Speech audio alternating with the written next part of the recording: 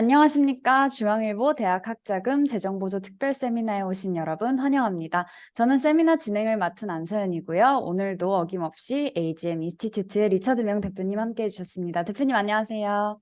안녕하세요. 네, 오랜만에 다시 인사드립니다. 그동안 잘 예, 지내셨나요? 예, 정말 오래됐네요. 네, 네, 벌써 이렇게 반년 정도 된 것 같아요. 그러면요. 네, 네, 예, 그 이상 됐죠. 네, 예, 바쁘게 지내신 것 같은데 어떠신가요?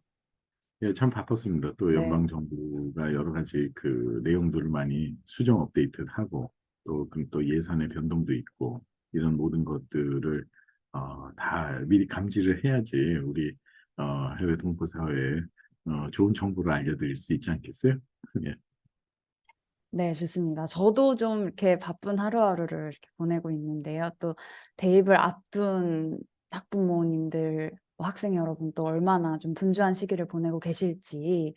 또 그런 분들께 저희 중앙일보가 보다 좀 구체적인 방향을 제시해드리기 위해서 전과는 조금 다른 특별 세미나를 좀 구성을 해봤어요. 이제 많은 분들이 저희에게 좀 문의 주셨던 질문들을 이렇게 좀 정리를 해서 Q&A 형식으로 좀 전보다 좀 더 straightforward한 그런 세미나 네, 준비를 했습니다. 그래서 본격 Q&A 이제 섹션에 들어가기 앞서서 이번 좀 세미나의 키워드가 눈에 띄거든요. 그 위기, 네. 이 재정 보조의 위기라고 말씀하셨는데 여기서 뜻하는 위기는 무엇을 의미하나요?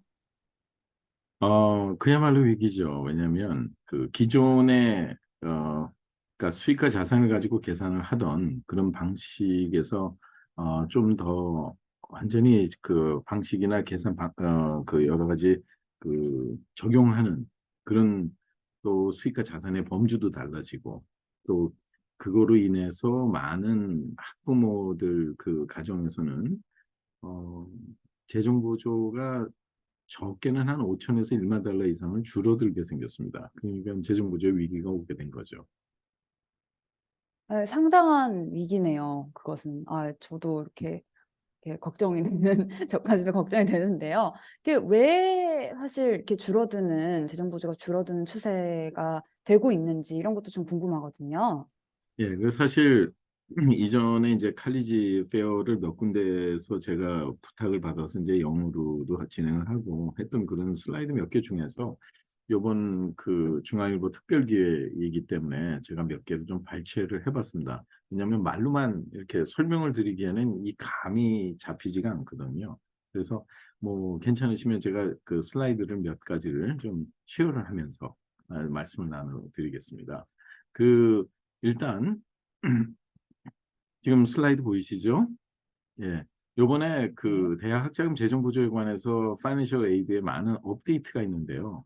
첫째는 이 팹사 자체 내에서 묻던 그런 여러 가지 질문들이 없어졌어요. 그러니까 하나는 뭐 우리가 드럭에 관한 거, 그래서 무슨 컨빅션이라든가 여러 가지 이런 내용들을 질문하는 내용 자체가 아예 없어져 버렸고요. 그 말은 뭐 그만한 포괄적인 범위를 더 둔다는 말이기도 하지만 또 셀렉티브 서비스라고 우리가 그 징집 대상자 그 등록을 주로 우리가 그 재정보조 신청을 하면서 단추 하나만 클릭을 해서 등록을 해줬어요. 그러니까 미국에서 자녀가 영주권자 이상이 되는 남성들은 무조건 25세 이전에 그까지는 등록을 해줘야 되는 것인데 이제 그런 등록 사항 자체가 없어졌죠. 물론 이 지원제지만 항상 그 옛날에 이라크 전 때도 우리가 보고 뭐 아프간이건 보면 그 징집 대상자의 통보를 받을 수 있는 그런 어떤 등록이 돼 있지 않으면 굉장히 미국에서는 불이익을 당하게 됩니다. 특히 연방보조금 같은 거 받을 수가 없겠죠. 예, 그렇기 때문에 그거는 이제 우체국에 가셔서 거기 그 서식이 있습니다. 드라이브 그리고 또 뭐 그러니까 DMV 같은 데 가시면 그런 서식들이 있기 때문에 그건 이제 기재를 하셔서 발송을 해서 반드시 이제 신입생이 되는 자녀들은 반드시 필수적으로 조치를 해주시면 좋겠고요. 그리고 이제 가정분담금이라는 EFC의 개념이 없어졌어요. 가정분담금이라는 게 뭐죠? 가정에서 얼마나 감당할 수 있느냐. 그래서 그 중에서 얼마를 먼저 분담을 해라 하는 게 이제 expected family contribution인데 그 개념이 없어져 버렸어요. 이제는 한 사람 한 사람 그 자녀 그 학생별로 계산이 되는데 이게 얼마나 이제 불이익이 되냐면 만약에 가정 분담금이 1만 달러였는데 주립대학의 자녀가 둘이 대학을 진학을 할 때 가정 분담금이 절반으로 나눠져서 합했을 때 한 명의 가정 분담, 그러니까 그 가정에서 감당할 수 있는 만큼을 커다란 범위 내에서 넘지 않도록 사립 때는 약간 프로레이트는 되지만 돼 있었는데 이제는 스튜던트 에이드 인덱스, 즉 학생 재정 그 보조 인덱스가 있습니다. 예, 근데 그 인덱스에서 그렇게 나누는 방식이 아니에요. 그렇기 때문에 첫째 자녀가 만약에 가정 그에서 분담에 대한 재정부재 인덱스 금액이 10,000불이었으면 두 번째 자녀가 동시에 등록을 한다고 해도 두 번째 자녀도 10,000불이 되는 거예요. 그 굉장히 큰 거죠. 왜냐하면 총 들어가는 비용에서 그 분담금을 뺀 나머지 차익이 재정보조를 받을 수 있는 대상 금액이기 때문에 그만큼 가정에 더 부담이 재정 부담이 된다는 그런 말이겠죠. 그리고 이제 그 한 가지는 우리가 그이 공식에서 계산하는 방식이 자산을 계산하는 방식이 바뀌었어요. 자산의 포함 관계가 바뀌고 자산을 계산하는 방식이 바뀌어서 어드저스티드 넷워스라는 개념으로 해갖고 그러니까 순 자산을 기준한 게 아니라 거기서 어드저스티드 그러니까 일정 부분을 계산하는 공식이 더 더해진 거죠.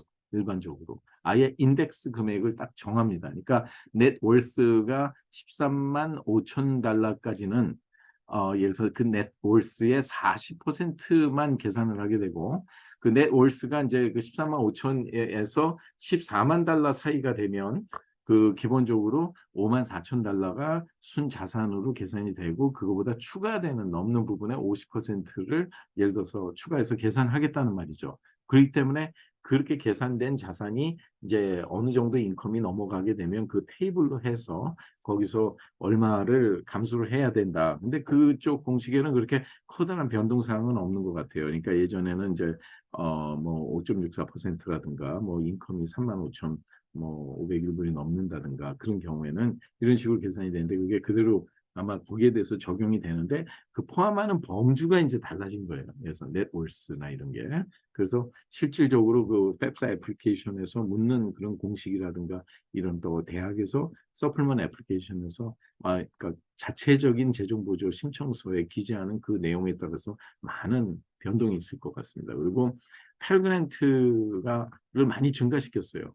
원래 그 지금 한 7,395불 뭐 이렇게 됐는데 지금 아직 공표는 되지 않았지만 좀 더 많아질 거로 예상이 되고 그리고 이 스튜던트 에이드 인덱스 금액을 할 때 우리가 EFC 같은 경우는 가장 낮은 금액이 제로였지 않습니까? 근데 우리 스튜던트 에이드 인덱스는 마이너스 1,500까지 돼 있어요. 그래서 실질적으로 재정 보조를 받을 수 있는 자격 조건은 GPA가 4.0 기준에 2.0만 넘으면 되지만 아주 그 저소득층들을 위해서는 확대를 한다고 했는데 그 조금만 인컴이 올라가도 재정 보조에서 많은 불이익을 당하게끔 지금 재정 보조가 공식이 돼 있고 그 이유 중에 하나는 연방정부 예산이 너무 없어요. 너무 많이 퍼주다 보니까 지금은 완전히 기금이 거의 많이 또 학생들이 많이 늘었죠.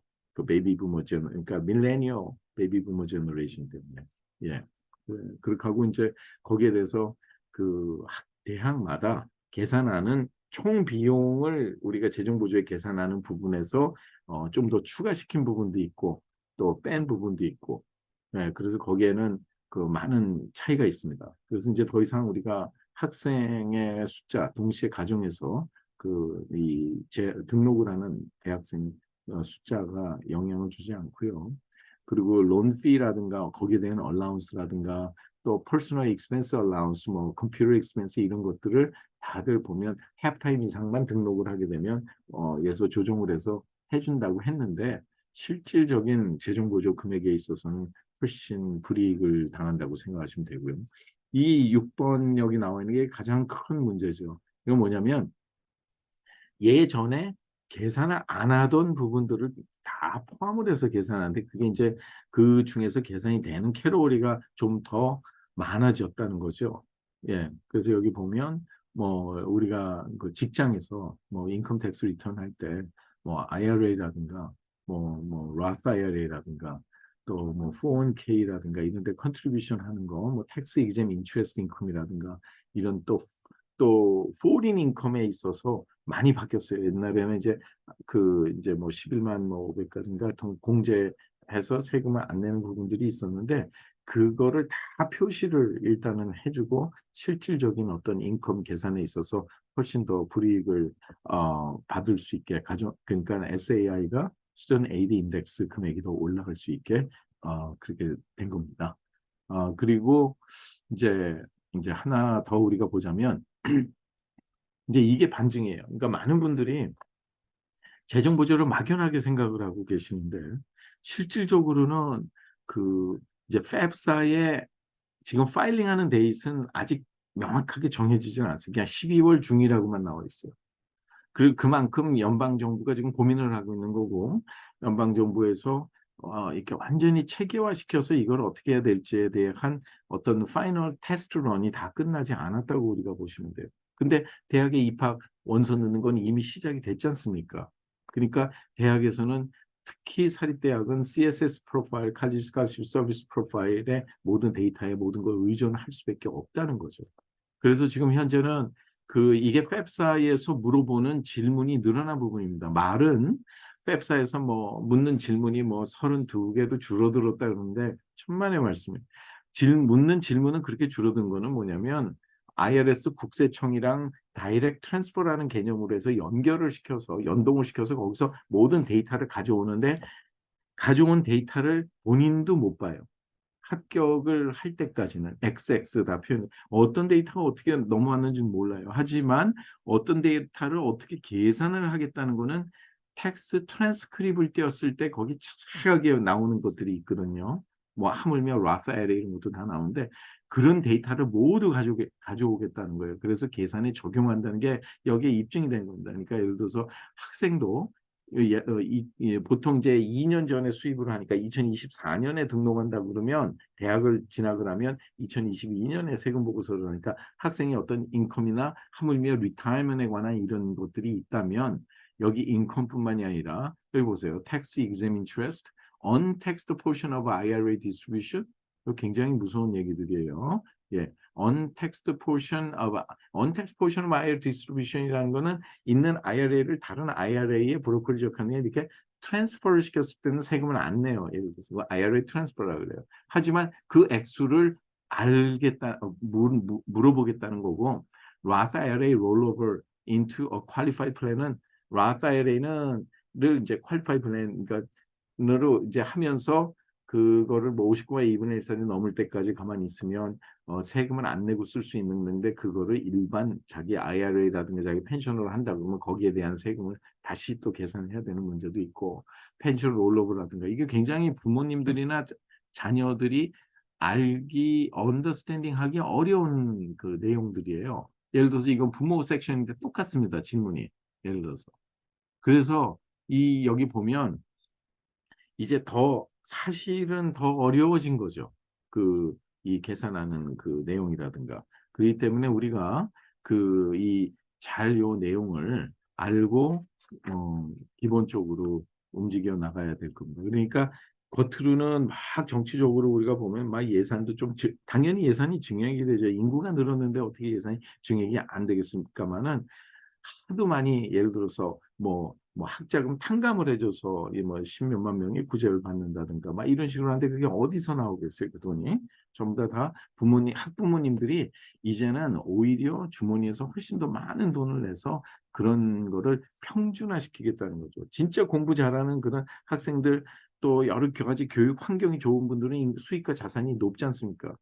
그런데 예를 들어서 아이가 뭐 너무 공부를 안 하고 뭐 여러 가지에서 뭐 죄송한 말이지만 뭐 커뮤니티 칼리지를 먼저 가야겠다 뭐 그런데 가정이 너무 가난해 갖고 예를 들어서 프리 런치를 받아야 되고 이런 학생들은 훨씬 더 저변 확대를 한 거예요. 마치 우리가 오바마 시대 때 오바마 플랜 같은 거 있었잖아요. 그러니까 인슈런스가 안 되는 사람들 다 해서 그런 사람들 한 달에 뭐 75불만 내면 되고 막 이런 식으로 했다가 이 일반 중산층이 오바마 플랜 나온 다음에 3년 안에 3분의 2가 없어졌어요. 한 달에 어떻게 디덕터블이 막 1만 5천 달러 막 이렇게 올려놔도 한 달에 보험금이 막 1,600달러 이렇게 나가고 뭐 덴탈 같은 거 3개월에 $480 막 뭐 이렇게 나가는 거 누가 견디겠습니까? 그러니까 지금 그런 현상이 지금 교육 그 재정 보조에서 일어나고 있다고 생각하십니다. 굉장한 뭔가 지각 변동이 일어나고 있는 것 같아요. 좀 본격적으로 그럼 더 질문을 더 진행해 보도록 하겠습니다. 이제 이번에 자녀의 대학 입학을 처음 앞둔 학부모님들의 문의가 특히 좀 많았거든요. 아무래도 처음이시다 보니까 이제 미국 대학에서 재정 보조가 어떻게 진행되고 또 뭐 신청되고 하는지 잘 모르겠다. 이렇게 어떻게 해야 하냐 고민을 주신 분들이 많은데 이런 분들께 좀 먼저 어떤 팁, 어드바이스를 주신다면.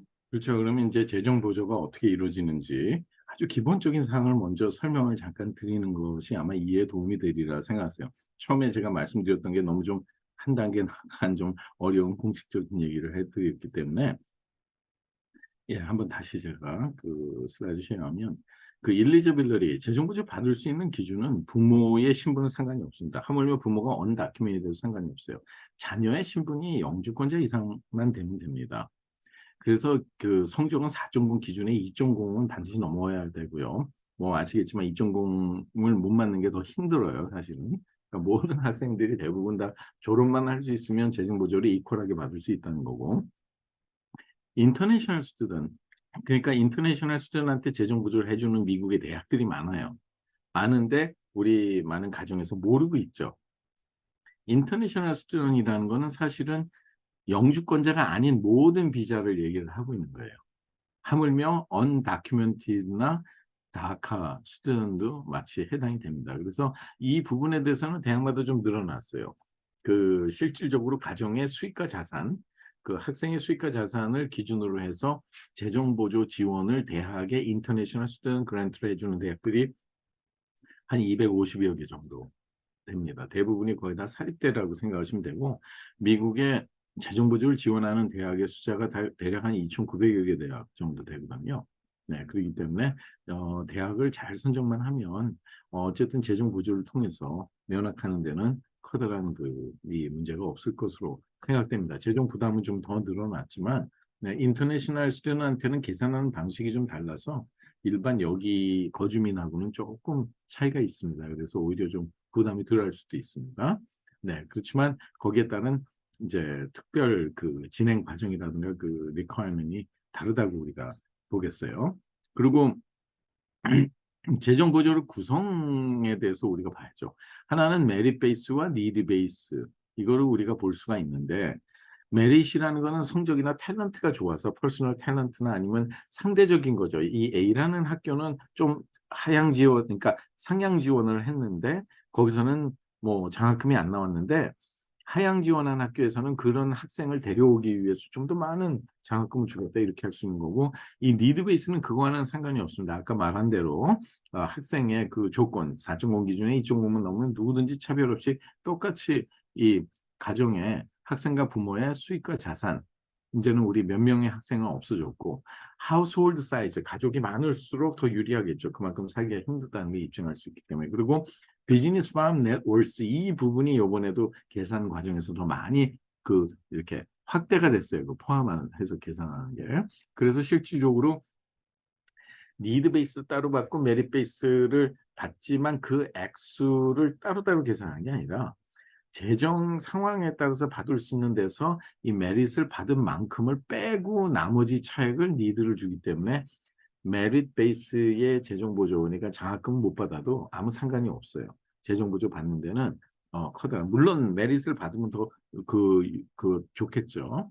그래서 전체적으로 어떤 개념으로 이해를 하시면 되냐면 코스트 오브 어텐던스라는 게 있죠. 총 들어가는 비용이에요. 거기에 등록금, 기숙사비, 책값, 교통비, 각종 피라든가 또 용돈까지도 포함하는데 대학마다 다 다르죠. 요즘에 살 때는 거의 9만 달러에 육박하고 또 주립대학도 지금 뭐 보면 다들 4만 달러 이상 대부분이 넘으니까 연간이요.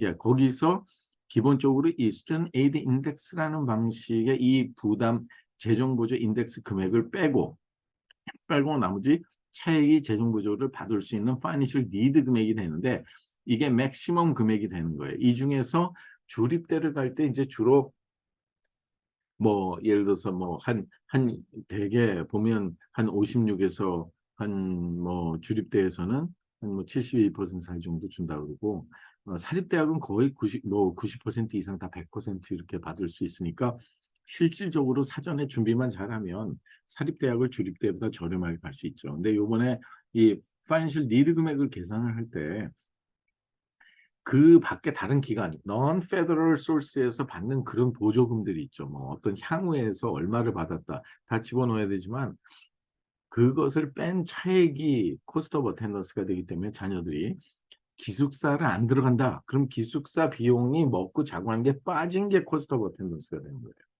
네, 그래서 이제 그 점에 우리가 조금 더 유의를 하면 이제 우리가 그 재정보조 신청이라는 것이 이런 서류들이 이제 들어가면서 예를 들어서 이제 적용이 된다고 볼 수가 있겠죠. 예, 보면 펩사라든가 CSS 프로파일, 뭐 아이닥 시스템 각 대학마다의 애플리케이션 폼, 인컴 베리피케이션, 익스펜스 베리피케이션, 뭐 그리고 또 대학과 네고시에이션, 뭐 이런 거를 우리가 기본적으로 생각해 볼 수가 있겠습니다. 그래서 재정 보조라는 게 이렇게 이루어지는 거구나 하는 거고 기본적인 그 프레임은 신청하는 거는 이제 데드라인이 세 가지가 있어요. 하나는 이제 그 연방정부 데드라인이 있고 주정부 데드라인이 있고 계약 자체 내에 그 우선 마감 일자 프라이어리 데드라인이 있는데 언제나 대학 자체 내 프라이어리 데드라인을 맞춰야 되는데 일반 전형을 하는 거와 또 얼리 그러니까 조기 전형을 하는 학생의 데드라인이 또 다릅니다. 그래서 부모님들이 여기에 그 굉장히 주의하셔서 그 데드라인을 넘어서 신청해도 재정 보조를 받아요. 받지만 나중에 등록을 하려고 할 때 학교에서 정원보다 넘었다. 얘는 꼭 등록 좀 안 해줬으면 좋겠다. 정원을 초과하면 클래스를 캔슬 시켜야 되니까. 그러니까 그때는 그 우선 마감일을 넘겼잖아. 그래서 우리 학교 줄 수 있는 3만 불 못 주겠어. 이렇게 해도 할 말이 없는 거죠. 그렇기 때문에 그 데드라인을 맞춰주는 것은 굉장히 중요하다고 보겠습니다. 네.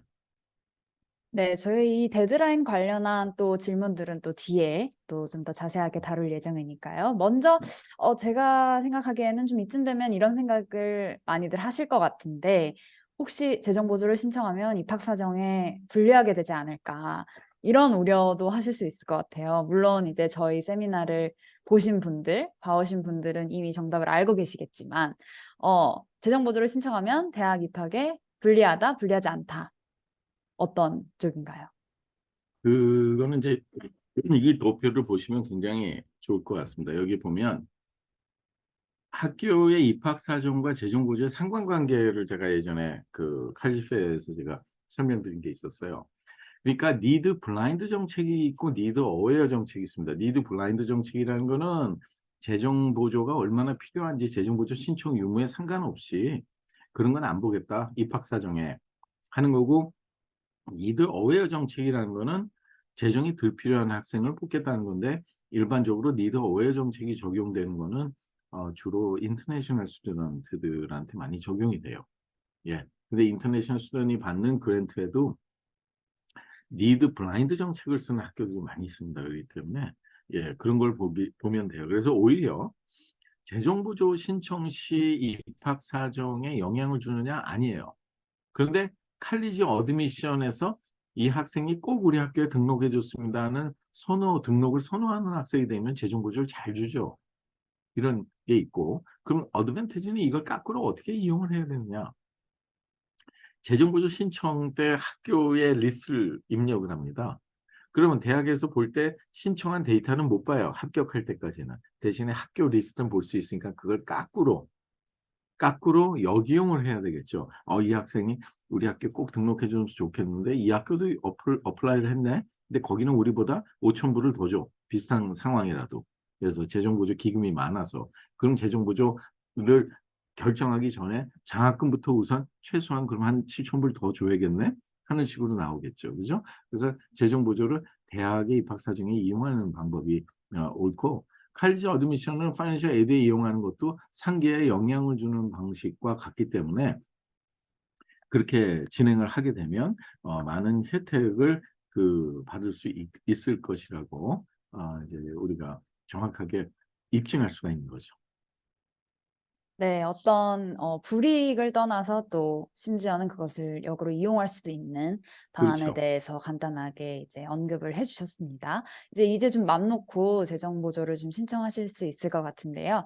그렇다면 또 많은 분들이 또 가장 궁금해하실 내용, 이 혜택을 최대한 많이 받으려면 어떻게 해야 되나요? 물론 이제 대학 선택도 어느 정도 이것에 영향을 미친다는 이야기가 오가긴 하는데 어떻게 해야 될까요? 그러면 이제 요 전 슬라이드에서 하나 좀 참조를 더 할 것이 하나 있습니다. 그러니까 이 제가 이제 Key to Success라는 말을 했죠. 여기 보면 학생의 프로파일 빌딩을 해 줘야 돼요. 이제 대학이 '얘 진짜 우리 학교에 왔으면 좋겠어.' 하는 이런 프로파일 빌딩을 해 줘야 되고, 두 번째는 재정 보조를 잘 받으려면 재정 보조를 잘 받을 수 있는 데이터를 입력을 해야죠. 거짓을 입력하면 안 됩니다. 그렇기 때문에 미국에 FERPA라는 러가 있어요. Federal Education Rights and Protection Act라고, 일부러 잘 받기 위해서 거짓 데이터를 넣고 그러다가 만약에 걸리게 되면 연방법을 어기는 크리미널로 간주가 돼서 큰일 나요. 예, 그렇기 때문에 Financial Aid Preparation 중요한데, 제일 중요한 거는 학부모님들이 갖고 있는 막연한 잘못된 고정관념을 좀 탈피하는 게 좋겠어요. 이건 뭐냐면 실질적으로 입학 사정 레이스를 지금 보여드린 거예요. 여기 보면 입학 사정 레이스에 어, 기본적으로 뭐 존스 홉킨스 예를 한번 들어보죠. 우리가 클래스업이 2022년에 졸업하는 그 학생들 할 때는 10%가 합격률이었는데, 지금 금년에 대학을 다니고 있는 학생들이 2027년 졸업이죠.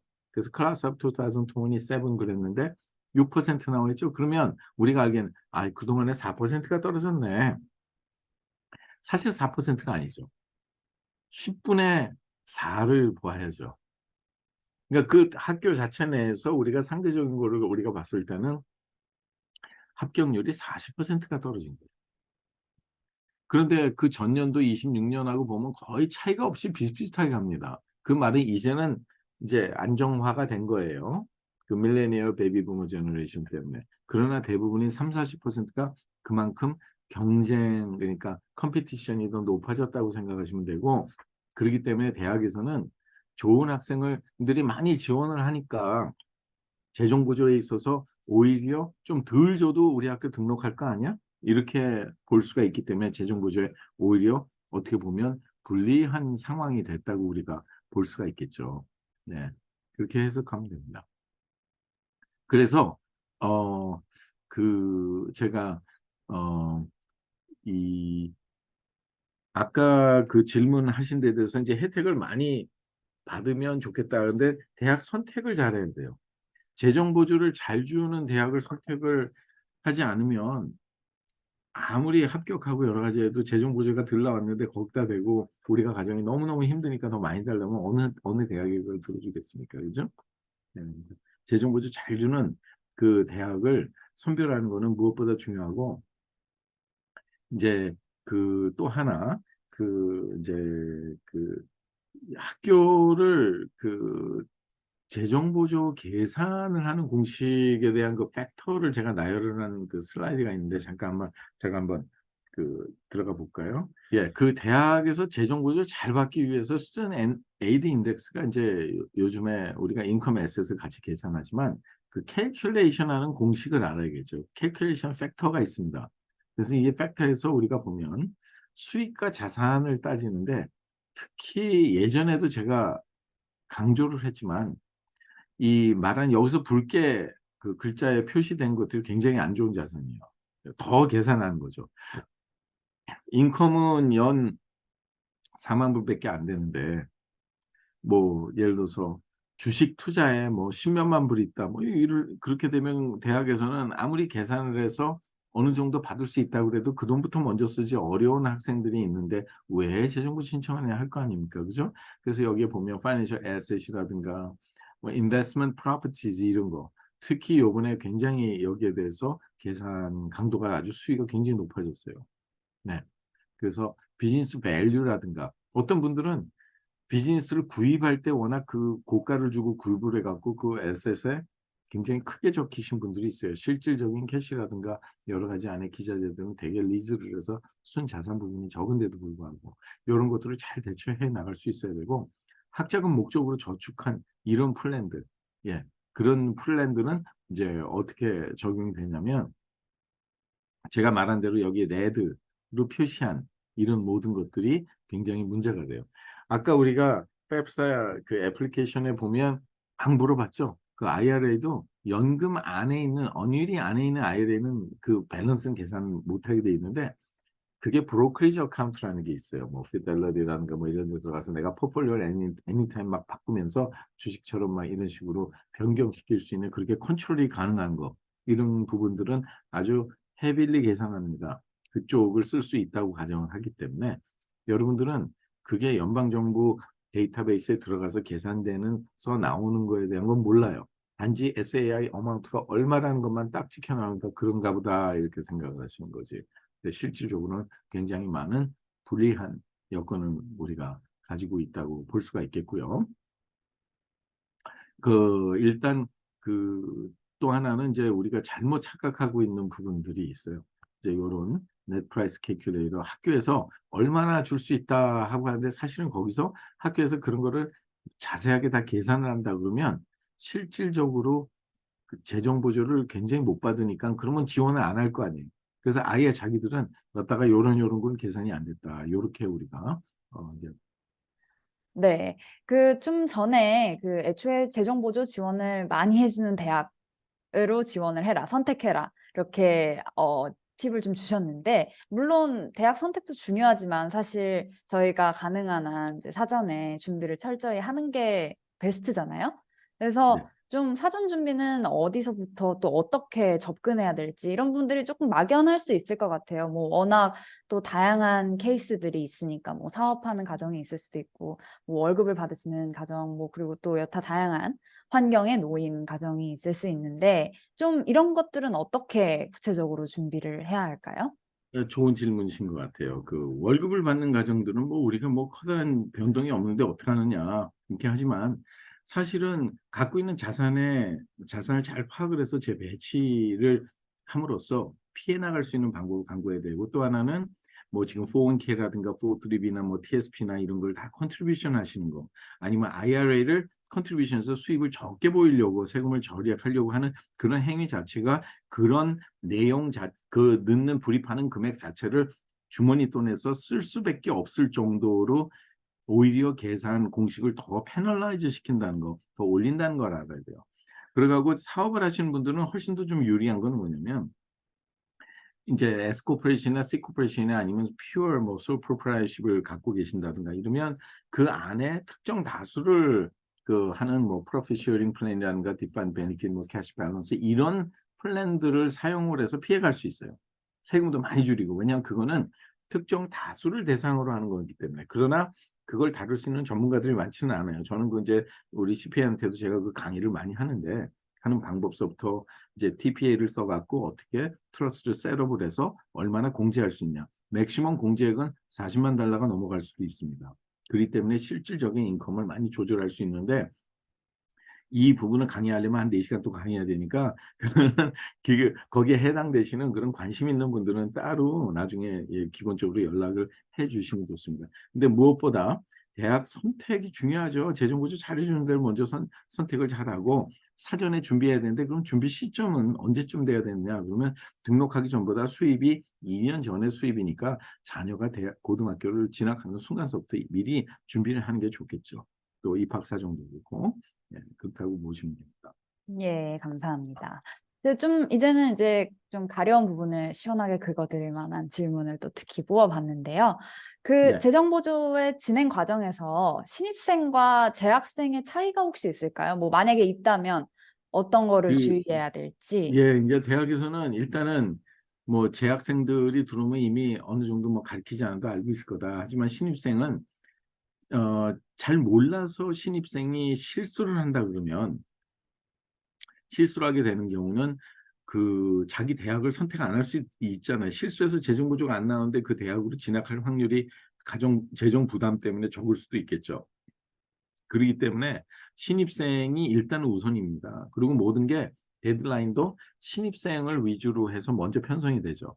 그래서 신입생이 재정 보조가 끝난 다음에 신청 자체는 프라이어티 데드라인 맞춰서 해야 되지만 재학생들의 재정 보조는 신입생이 끝난 다음에 진행이 되는데 그 재학생들의 데드라인은 좀 더 늦습니다. 신입생보다. 그래서 그거를 자기가 해당하는 대학마다 지원하는 대학마다 들어가서 정확하게 작전 지도를 만들어서 그 데드라인을 지키기 위해서 진행하는 게 가장 중요한 거고 재학생들이 주의할 되는 거는 아무리 수익과 자산이 똑같아도 작년에 우리가 받았던 재정 보조금이 점점 슬슬 줄어들어요.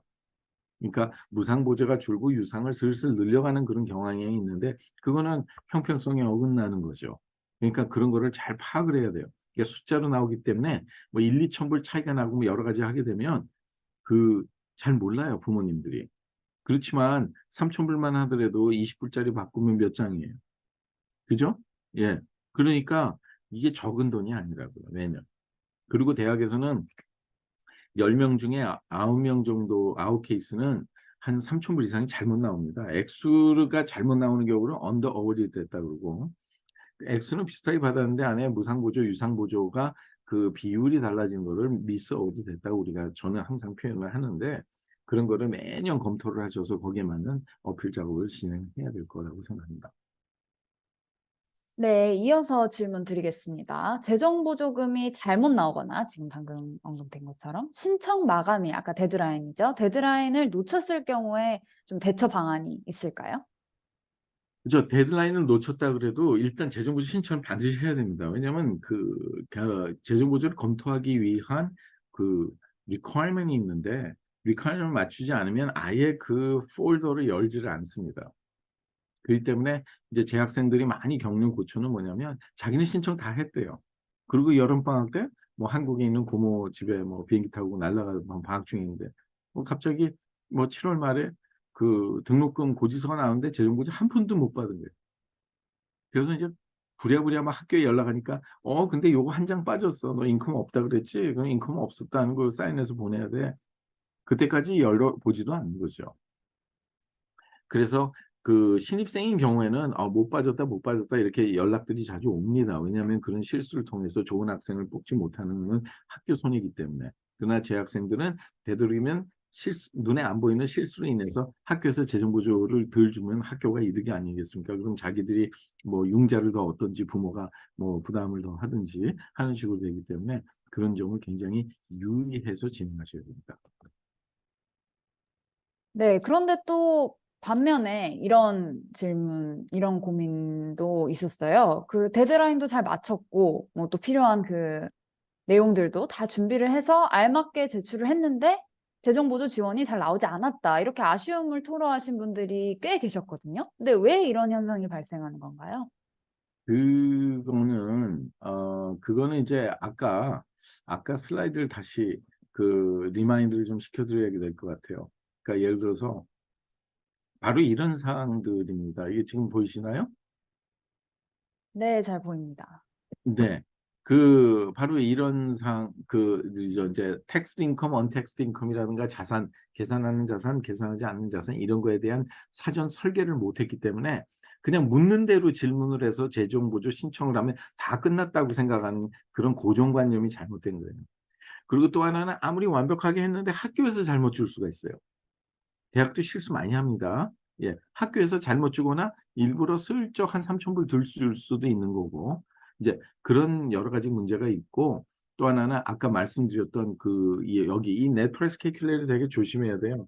이게 2010년 10월 1일부로 미 교육부가 모든 학교들은 부모가 알 권리가 있다. 그래서 거기서 넷 프라이스 실지 내 주머니 돈에서 얼마를 내야 되냐 하는 그런 캐큘레이터를 넣었지만 학교에서는 이거를 자녀들이 신청하는 어떤 마케팅 툴로 거꾸로 사용을 하고 있어요.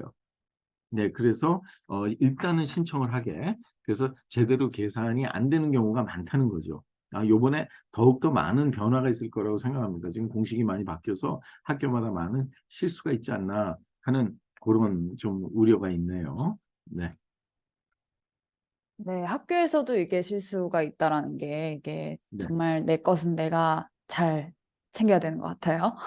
그렇죠. 다음 질문입니다. 이제 미국 유학 계획하고 계시는 분이신가 봐요. 이제 아까 잠시 초반에 이제 부모는 뭐 외국인이어도 모두 다 상관이 없다. 심지어 이제 인터내셔널 학생들도 재정보조 지원 자격이 된다. 잠깐 언급해 주셨는데요. 외국 국적의 학생들도 다시 한번 이제 지원을 할 수 있는지, 그리고 또 해외 유학생들도 재정 보조를 신청하고 또 지원을 받을 수 있는지, 뭐 그리고 각종 제한 사항이나 또 유의할 부분들이 있다면 어떤지 좀 확실하게 그렇죠. 알려주시면.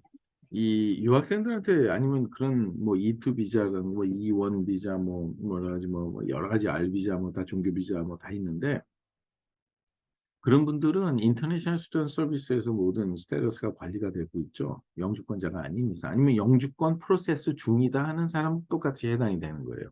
영주권 실질 카피를 받아들이지 않은 상태에서 이민국에서 어프로브가 나왔다는 거야. 근데 실제 카드는 안 나왔어요. 그런 상황에서 자기는 영주권자라고 했는데 학교에서 그 카드 빨리 보내라 카피. 근데 어프로브만 받았다. 그러면 너 거짓말한 거 아니야? 인정 안 해줘요. 예. 그런 경우에 잘못돼 갖고 학교에서 쫓겨난 학생도 있어요. 예. 그렇기 때문에 근데 인터내셔널 스튜던트한테 재정 보조를 해주는 대학들이 한 250여 개 대학이 되기 때문에 얼마든지 진행을 할 수 있지만 사실 일이 굉장히 많습니다. 그래서 이제 나중에 이제 패티션도 내야 되고 근데 재정 보조 받는 건 확실한데 그 인터내셔널 스튜던트 그랜트를 받게 되죠. 그래서 이제 그런 거는 개인마다 사정이 다 틀리기 때문에 오늘 제가 일일이 다 설명드리기에는 너무 시간이 길어지고 그건 개인적으로 연락을 주시면 성실하게 답변을 해드리도록 하겠습니다. 네, 감사합니다. 이제 또 저희 세미나 전체 내용을 관통하는 또 질문이 있는데요. 네, 심플합니다. 어떻게 하면 대학에 합격도 잘하고 또 동시에 재정보조 지원도 잘 받을 수 있을지 요약해서 알려주세요. 질문이 있었습니다. 요약을 요약해서. 그러면 이거는 제가 갖고 있는 슬라이드 중에서 입학 사정을 정확하게 이해하시는 게 되게 중요해요. 이 화면 생각나실지 모르겠어요. 생각납니다. 예, 보면 첫째는 이게 되게 중요한 거예요. 기본적인 거기 때문에 자꾸 over and over again 제가 리핏을 하지만 첫째는요. 자, 어드미션 프로세스를 이해를 해야죠. 어드미션 프로세스라는 게 세 가지를 보죠. 학생의 어카데미 인덱스 그러니까 학업 지수라 그래요. 모든 게 넘버로 나오는 거죠. 뭐 클래스 랭크, SAT 스코어, 뭐 AP 스코어라든가 뭐에서 GPA라든가 모든 거. 근데 항상 GPA는 unweighted를 보시는 게 좋아요. weighted는 AP를 많이 들으면 자동으로 올라가기 때문에 많은 분들이 그게 더 점수가 높으니까 그렇게 얘기하시는데 대학에서는 관심 없어요, 별로. AP 그러니까 그리고 클래스의 여러 가지 난이도라든가 뭐 여러 가지 그렇다고 AP를 엄청 많이 들어서 좋은 거 아닙니다. 그래서 성적 떨어지면 더 안 좋아요. 엑스트라 커리큘러 액티비티는 뭐냐면 이게 되게 중요한 거죠. 엑스트라 커리큘러 액티비티는 전인적인 교육을 받았냐. 한쪽에 이렇게 치중된 편중된 교육 받는 거 되게 싫어해요.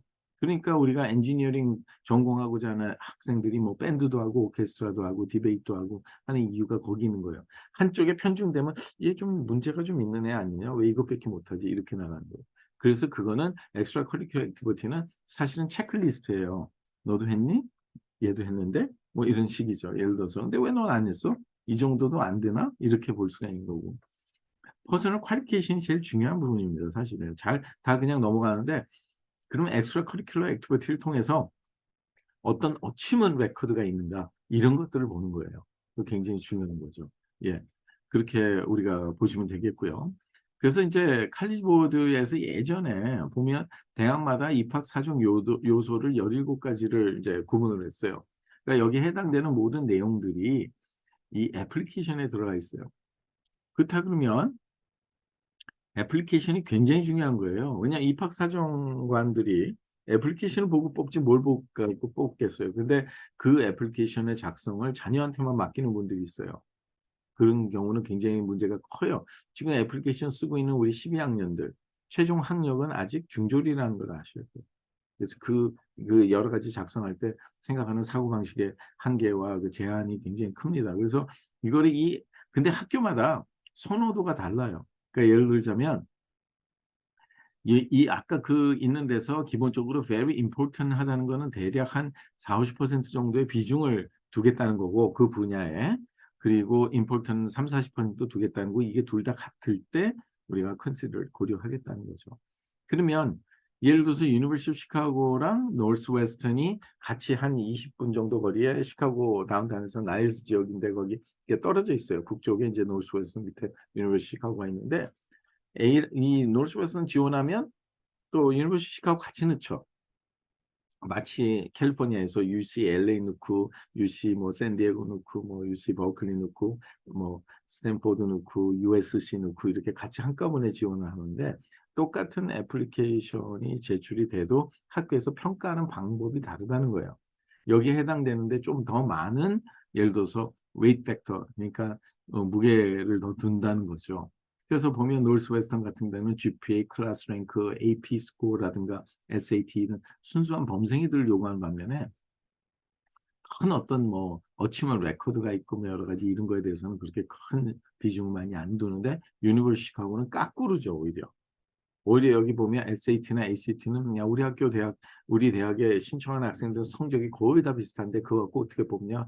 그래서 그거보다는 오히려 톡톡 튀는 예를 들어서 이제 탤런트 어빌리티라든가 퍼스널 퀄리티라든가 뭐 크게 어떤 퍼블리케이션이 나왔는데 그게 얼마나 사회에 영향을 줄 수 있는 그런 학생인가. 그 다음에 이제 GPA나 성적이나 퍼시스턴시를 이제 많이 보는데 반면에 이 노스웨스턴은 까꾸로 본다는 거죠. 그러니까 예를 들어서 이 애플리케이션을 그대로 자녀들한테 맡기면 A를 B 대학으로 그냥 복사를 하다 보면 그래서 아무리 노력을 하더라도 둘 중에 하나 떨어지는 경우들이 많이 있겠죠. 주립대학의 경우는 하도 지원자가 많으니까 작년만 해도 한 14만 5천 명이 UCLA를 지원을 했으니까 그것도 잘 생각해야 돼요. 왜냐하면 한 명의 입학사정관이 보통 한 아이를 평가하는데 걸린 시간이 7분에서 8분 사이에 그런데 30명 이상이 넘지 않기 때문에 그 해당 연도에 그 검토할 수 있는 숫자가 한 2만 5천 개밖에 안 돼요. 그러면 그 2만 5천 개를 골라내야 될 거 아니에요. 사람이 고르는 게 아니에요. 컴퓨터에서 그 이 실질적인 그 텍소노미 시스템을 활용하는데 여기 보면 이제 코넬 유펜을 동시에 어플라이해도 동시에 합격한 애가 없는 이유가 이런 평가 방식의 차이라는 거. 그 때문에 제출해준 모든 내용을 점수로 줘서 그 거기서 골라내는 거를 텍소노미라고 그래요. 이건 모든 대학이 쓰고 있는 거예요. 그 때문에 애플리케이션이 그렇게 중요한 거죠. 다 포인트 시스템으로 바꾼다는 거죠. 그래서 실질적으로 이 보면 GPA를 4.0 기준 unweighted로 봤을 때 3.7에서 3.84는 9점, 3.8에서 4.0은 10점 뭐 이런 식으로 해서 AP는 5개 이상 다 들었으면 7포인트가 맥시멈이고 여기서 1포인트 차이에 7천에서 8천 명의 입학사 중에 날라가요. 그러니까 이거 굉장히 잘해야 돼요. 코र्스 로드도 되게 중요하죠. 거기서 몇 점을 받았습니까? 근데 지금 이미 11학년이라면 참 이런 거를 더 올리기에는 제한성이 굉장히 제한이 돼 있죠. 그래서 어디서 신경 써야 되냐면 넌 어카데미 어치먼트 레이팅이 있어요. 내셔널이나 인터내셔널 레벨의 어치먼이 4군데 이상의 significant 어치먼이 있다 그러면 5점을 주고 스테이시나 그 리저널 쪽에 3군데 이상이면 4점을 주고 significant area 이게 바로 뭐냐면 리더십이나 아니면 리서치 분야를 얘기를 하는 거고요. 예. 왜냐하면 고등학생이 뭐 노벨상 받을 것도 아니고 뭐 예를 들어서 뭐 대학원 논문 쓸 것도 아니잖아요.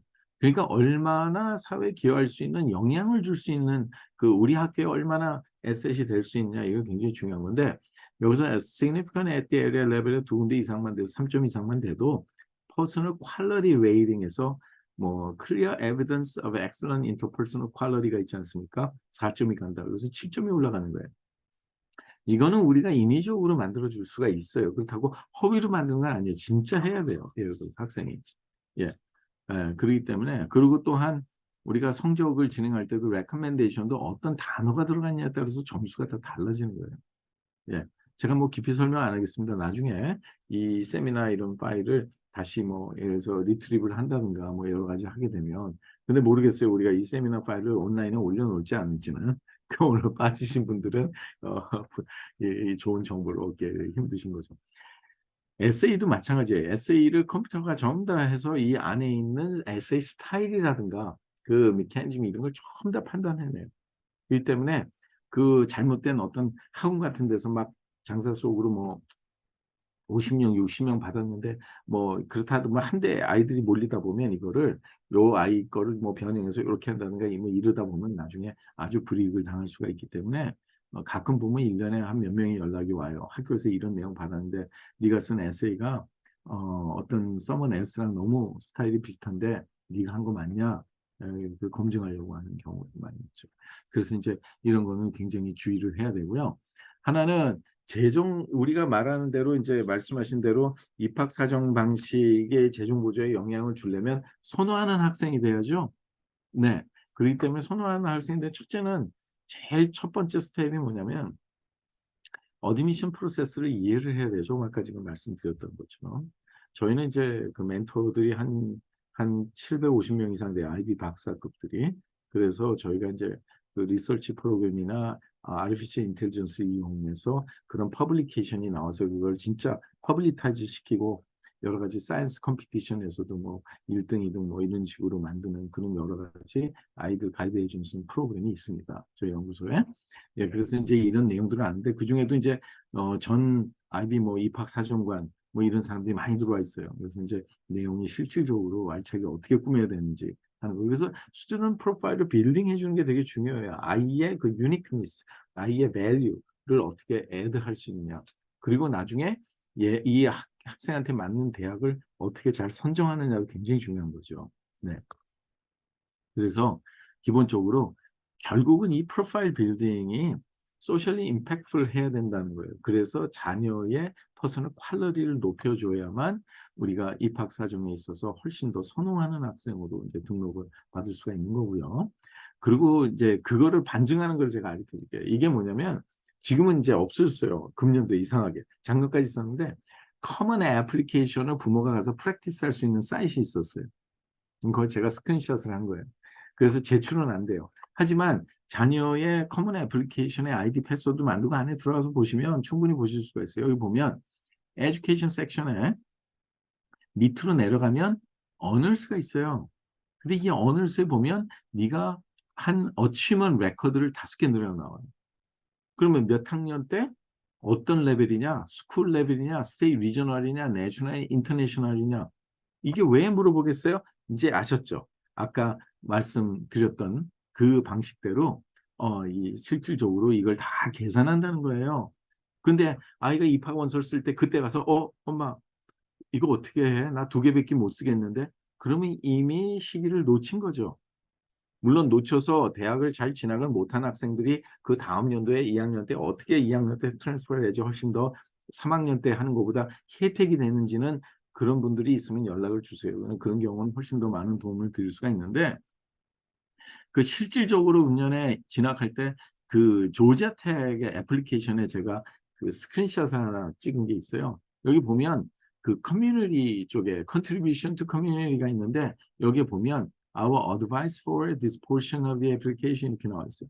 advice가 recommendation보단 강한 거죠. 예. 예. 근데 advice 강력한 게 많은 건 do not overlook 간과하지 말라 이거죠. 리서치라든가 인턴십이라든가 그 패밀리 리스폰시빌리티라든가 아니면 그런 것들이 굉장히 중요한 입학사정 요소의 계산이 된다는 거죠. 그래서 이거가 결국은 뭐를 입증하고자 하는 거냐면 반드시 소셜리 임팩트풀 해야 돼요. 영향을 주지 못하는데 나 이거 했다 그러고 혼자 하고서 그냥 뭐 상이나 받았다 그러는데 상이 어떤 영향을 줬느냐 네가 대학을 오는데 왜 이런 것이 너한테 이 도움이 돼서 여러 가지 그렇게 됐느냐 하는 그런 것들을 우리가 볼 수가 있게 되는 거죠 사실. 네, 이제 요약을 부탁드렸었는데 이제 여지껏 중에서 제일 길었습니다. 이 소셜리 임팩트풀에 이제 그만큼 또 중요한 내용이니까 이것을 강조해 주시기 위해서 이렇게 또 긴 내용 이야기를 해주셨고요. 이제 시간 관계상 이제 중앙일보에서 준비한 이제 마지막 질문 드리도록 하겠습니다. 그 입학 사정과 재정 보조에 있어서 중요한 부분, 뭐 혹은 학생 학부모분들이 좀 간과하고 있는 부분에 대해서 좀 당부하고 싶으신 내용이 있으시다면 말씀해 주시면 좋겠습니다. 아마 우리가 갖고 있는 고정관념을 깨는 그런 부분 내용들이라고 생각을 해요. 제가 그런 부분에 대해서 이제 몇 개 슬라이드 좀 모아놓은 게 있는데, 퀘스트 브릿지라는 게 있습니다. 이거 많이 들어보셨죠? 우리 안피님. 여기에 다 어플라이를 하는 거예요. 그래서 아이가 뭐 가정에 뭐 여러 가지 힘든 상황도 있고, 그래서 이제 퀘스트 브릿지인데, 이제 요 슬라이드는 여러분들이 나중에 보실 때 사진 찍어서 다시 한번 연구해 보세요. 그러니까 여기에 1년에 6만 5천 미만의 이제 하우스홀드 인컴은 있어야 되는데 인컴만 계산하는 게 아니라는 거예요. 어떤 분은 실질적으로 막 주식이 10만 불이 넘는데도 인컴을 6만 5천에 맞춰서 세금 보고했다고 그러면 무조건 신청을 하고 이런 경우에는 다 헛된 거죠. 그런데 이제 문제가 있어요. 뭐냐면 퀘스트 브릿지에 합격을 했어요. 1차가 있고 이제 파이널리스트가 됐어요. 그래서 이제 학교를 매칭하는 작업이 들어가죠. 이제 학교를 매칭하는 작업이 들어가는데 거기에 문제점이 있어요. 퀘스트 브릿지 자체에서는 재정을 평가할 수 있는 그 뭐 위원회라든가 이런 게 없어요. 그냥 부모가 얼마라고 이렇게 키인한 애플리케이션밖에는 없다는 거예요. 그래서 나중에 이제 학교랑 매칭을 시킵니다. 학교를 넣어야 되는데 그러면 학교가 그걸 검증을 하게 돼 있어요. 베리피케이션을. 그러한 과정에서 세금 보고서도 보내야 되고 자산 내역도 보내야 되고 스테이먼을 보내는데 그렇게 되면 어떻게 돼요? 학교가 합격을 결정할 때 니드 어웨어가 돼버리는 거예요. 니드 블라인드가 아니라.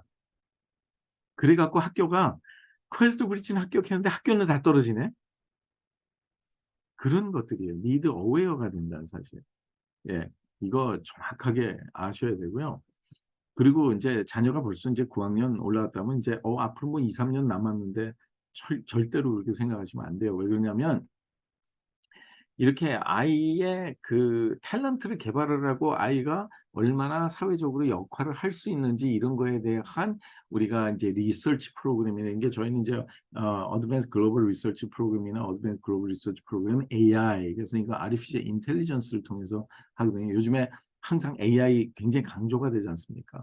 그래서 이제 그런 거를 다룰 수 있는 최소한 뭐 파이썬을 썼다든가 뭐 깃합 모델을 뭐 활용을 했다든가 뭐 넘비라든가 이런 여러 가지를 그런 거로 해서 실질적으로 자기가 데이터베이스를 취합을 하고 빅데이터를 가지고 어떻게 자기의 그 학업과 연결을 시켜서 이게 학문적인 연결이 돼야 돼요. 그렇지. 예, 그래서 자기가 어떤 탤런트가 있다는 이런 것들이 나중에 에세이를 쓸 때도 엄청 도움이 되지만 그런 걸 통해서 전 세계 데이터베이스에 퍼블리시가 됐다든가 아니면 어떤 컴피티션에서 뭐 1등을 했다든가 뭐 아니면 뭐 최소한 파이널리스트에 올라갔다는 이런 게 굉장히 중요한 거예요. 이런 내용들은 이 모든 분야에 대해서 저희 그냥 웹사이트에 에이지엄 인스티튜트 월즈에 들어오시면 자세하게 보실 수가 있습니다. 그리고 이제 베어리어스 리서치 에어리아들이 있죠. 굉장히 많아요. 그 데이터 사이언스서부터 뭐 사람들이 좋아하는 뭐 바이올로지서부터 뭐 비즈니스 에어리아, 젠더 스터디도 있습니다. 젠더 스터디. 요즘에 문제가 상당히 굉장히 핫한 이슈로 떠오르죠. LGBT라든가 이런. 예. 그래서 기본적으로 이제 그런 멘토들이 누구를 만났냐 중요해요. 요즘에 앱스트랙을 올리라 그래요. 학교에다가. 그래서 앱스트랙을 올리는데 이제 그런 멘토들이 이제 전부 다 저희 이제 아이비 계통으로 다 돼 있죠. 박사들이. 예. 그리고 만약에 ICEF 이게 이제 리저널을 얘기하는 거예요. 리저널이 옛날에 과거 인텔 과학경 시대. 여기는 그냥 내가 애플리케이션 낸다고 되는 게 아니에요. 뭘 했다고. 사이언스 페어에 나가서 거기서 1등을 해야 돼요. 그럼 1등한 사이언스 페어가 학생들 중에서 거기 있는 위원들이 몇 개를 골라서 이 리저널에다가 제출을 해주는 방식으로 진행이 된다는 것을 아셔야 됩니다. 그러니까 그렇기 때문에 반드시 사이언스 페어를 거쳐가야 되기 때문에 시간도 오래 걸려요. 이 리저널은 최소한 1년을 잡으셔야 되고 그렇기 때문에 자녀가 9학년, 10학년 딱 올라가는 순간부터 바로 작업을 해야 돼요. 근데 지금 12학년이 됐을 때 한 9월 정도까지는 뭔가 하나는 할 수 있어요. 그 리서치라든가. 그래서 입학사정 원서를 넣을 때 많은 도움이 될 수가 있겠죠. 그리고 원하는 대학을 못 가서 2학년 때 트랜스퍼를 하겠다는 학생들도 자기 자신의 프로파일 빌딩을 같이 대학을 다니면서 할 수가 있기 때문에 굉장히 유익한 프로그램으로 우리가 볼 수가 있는 거죠. 네.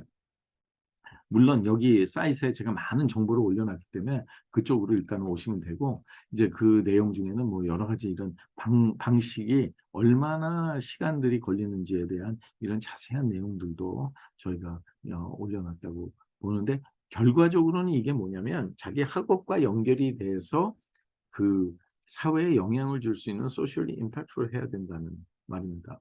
그리고 이제 제가 마지막으로 하나 그 짚고 넘어가고 싶은 거는 이제 재정 구조할 때 우리가 주의해야 될 점들이 있어요. 우리 고정관념이 시프트가 돼야 되는데 그 주의해야 될 부분들이 첫째는 재정이라는 거 자체가 라이센스가 없는 사람들이 함부로 짓거리는 거 조심하셔야 돼요. 특히 이제 학원이나 뭐 이런 데서 우리가 뭐 다 신청해지니까 우리 학원에 등록하세요. 뭐 이건 다 포함이 돼 있어요. 뭐 이런 굉장히 조심해야 돼요. 왜냐하면 연방법에 그런 안에 내부적인 전체적인 거를 모르는 상태에서 하물며 코퍼레이트 트러스트 하나 설정 셋업하지 못하는 그런 라이센스라도 그런 거 할 수 있는 사람은 굉장히 제한적이에요.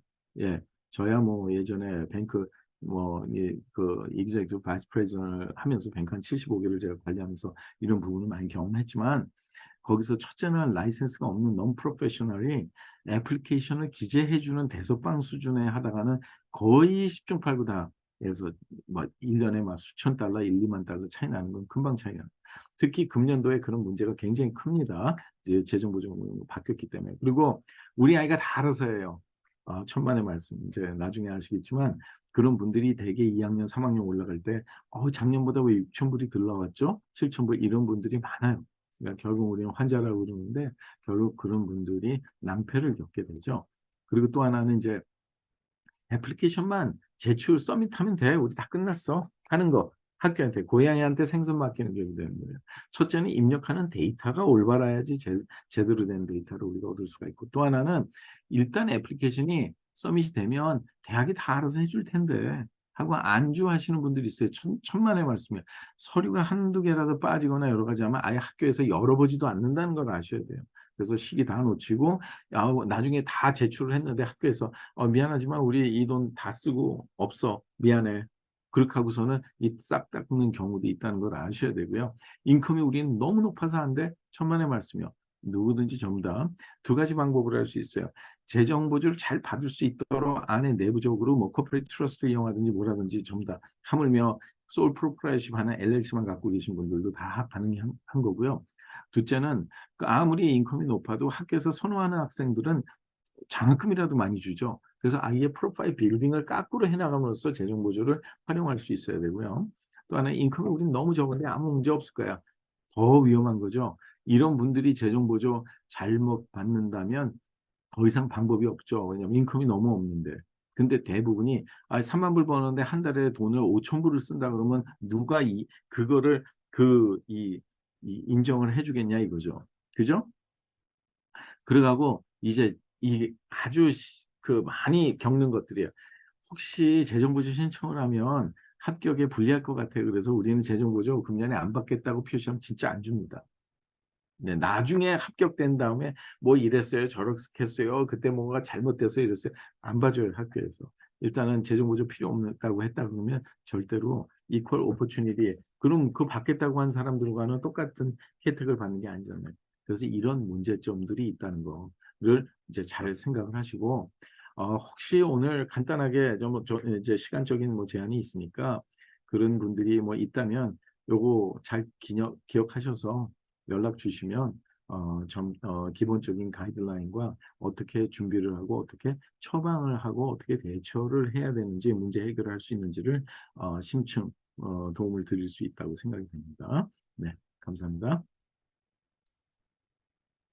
네, 학생들에게는 소셜리 임팩트풀한 사람, 사회적으로 영향력을 미치는 사람이 되어라. 그리고 또 혹시 좀 이 재정 보조에 대해서 좀 안일하게 생각하시는 부모님들께도 또 좀 당부의 메시지를 강력하게 주셨습니다. 이렇게 오늘 준비된 마지막 질문까지 마무리가 되었고요. 저희가 매번 이렇게 시간을 줄인다 하지만 이게 쉽지가 않아요, 항상. 그래서 네. 오늘도 긴 시간 동안 이렇게 함께 해주신 명 대표님과 또 끝까지 함께 해주신 시청자 여러분들께 감사 인사드리고요. 다음 기회가 된다면 좀 이번에 다뤄지지 못했던 뭐 재정보조 진행 과정이나 또 재정보조를 좀 극대화할 수 있는 방안에 대해서도 이야기를 나눌 기회가 되기를 바랍니다. 다음 자리도 함께 해주실까요, 대표님? 예. 한번 아무래도 뭐 봐야겠죠? 네. 내년이 돼서 이제 문제가 많아지는 그런 시점에 아마 팔로우하는 관계 쪽으로 글쎄요. 하여튼 시간을 제가 좀 내보도록 하겠습니다. 예, 그래서 알겠습니다. 네. 이번에 저희 애틀란타 중앙일보 특별 세미나 유익한 내용 얻어가셨길 바라고요. 저희는 여기서 인사드리도록 하겠습니다. 시청해주신 여러분, 감사합니다. 감사합니다.